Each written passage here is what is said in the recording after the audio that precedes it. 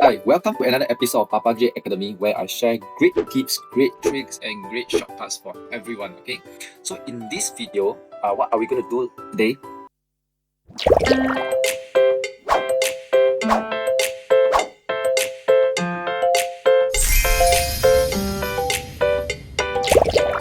So as the name suggests, I'm going to teach you about dependent drop-down list today. So what exactly is dependent drop-down list? Okay, so we can see over here, okay, we have this table with the staff name, 5 staff, and we have office locations for the countries and the cities. So we want to key in the office locations for each of them based on countries and cities. Okay, so when I mean dependent drop-down list, it means tier 2 drop-down list. Okay, so we have a list of countries and the list of cities where we have offices, right? Okay, so if we have the country, okay, so we can enter the country US, okay, England, right? But there wouldn't be a drop-down list based on the country selected. Okay, so I've created a list of cities. I've combined all these cities under this table. This is called city. This is the table city. Okay, name range is called city. All right. Okay, so we can create drop-down list for city by going to data validation, okay, list, and you click the source equals to city, okay, because I've created the name range, okay, for the cities. Okay, click OK, and you can see the list of cities over here, but this is not a dependent drop-down list. Okay, this is a general drop-down list. Okay, so why would we want a dependent drop-down list? That depends on the country that we select. Okay, so for number one reason, this list can be very long. Okay, so this list over here that I've created is not very long, but this list can be very long. So it might take the user a long time to search for it, or the user might key in the wrong city. Okay, so we will prefer a dependent drop-down list that depends on the country selected. Okay, so that the user will have, so that it's more user-friendly, so that the user will have a smaller list of countries to select from, right? Okay, so how are we going to do that? Okay, before that, okay, let's go back, okay, and restart this again.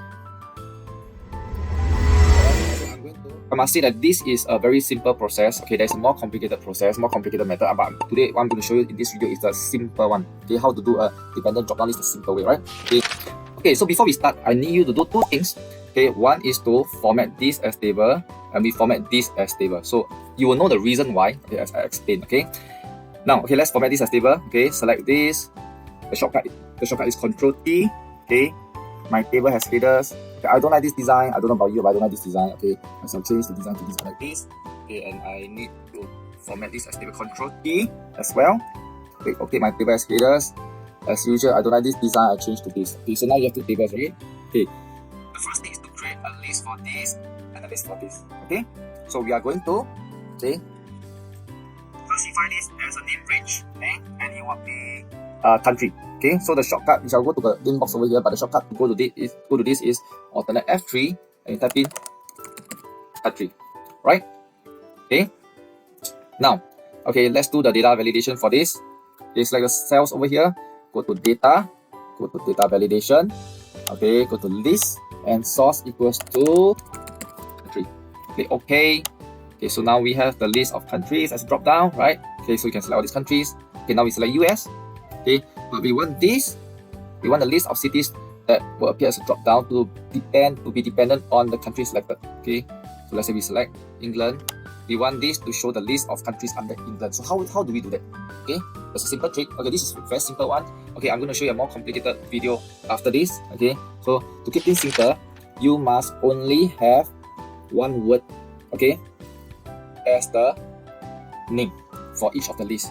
It must only be one word. Okay, so over here I use US. It cannot be United States. Okay, so for this method, you can only use one word as a name. Okay, so what we are going to do is to select this whole table, go to formula, go to create from selection. Okay, the shortcut is Control Shift F3. So I like to use shortcut Control Shift. Okay, so create this. Just want to so all these names. Okay. So now we have all these. Okay, so to see all the names for this, you go to Name Manager. The shortcut is Control F3. Okay, you can see all the names for England, France, Germany, right? So under England we have London, Birmingham. Under France we have Paris, Marseille, right? So we are done creating the names. Okay, now it's to go to data validation. Okay, select the list of cells over here. Go to data validation, right? Go to list. Okay, so we are going to key some formulas over here. Okay, so this will depend on the source, which means depends on the country that you select, right? So if it's US, it needs to show the list under US. So we need to refer to the cell over here. The cell will be, how to go to the cell, you will need to use the formula in direct open parentheses, click this, okay, and the cell reference we only need absolute for B3 and for B and not 3, okay. Okay, so click so close parentheses, click OK, right?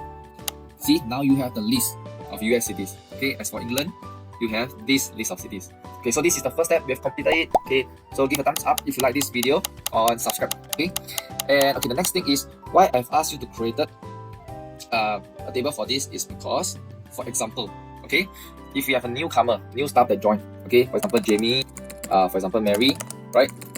Then you will also have the drop-down list for the newcomers, right, over here. Okay, so this is the first reason why we format this as table. Okay, there are two reasons why we format this as table as well. Okay, the first reason is, for example, if you have a new office in the US, for example Austin, you can Austin. Okay, so Austin should appear here, right? You see, Austin appears here. Okay, so this is the first reason. So if you format this as table, you key new entries, new office over here, okay, it will appear. The second reason is if you expand the operations into a new country, for example Australia, okay, you should expect Australia to appear under the country list. Okay, so let's say we expand into Australia, we have a new office in Sydney, Brisbane and Melbourne, right? Okay, let's see whether it appears over here. You see? So, okay, so if you create as a table, okay, and you expand the column, okay, you will have Australia. Okay, so that's the beauty of it. Okay, so you need to format as table, right? Okay, so now let's do this. Let's do this for the first 3 entries, right? Okay, so one thing I forgot to tell is we have Australia here, but we don't have the list of cities under Australia. So what we are going to do is to select this table again, go to formulas, okay, go to create from selection, okay, and the shortcut for that is Ctrl Shift F3. Okay, so we are going to select top row only, right click OK. Okay, now you should expect to see the cities under Australia. Okay, so that's it for this video.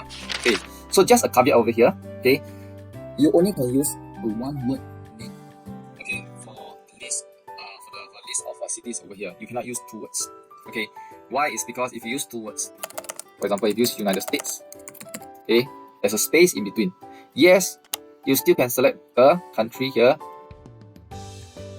Okay, we need to create from selection again. We need to update the names again. Okay, top row. Okay, so let's say go to name manager. The shortcut is Ctrl F3. You realize that, okay, Excel has created the name United_States. Okay, United_States. So it does not coincide with the country over here.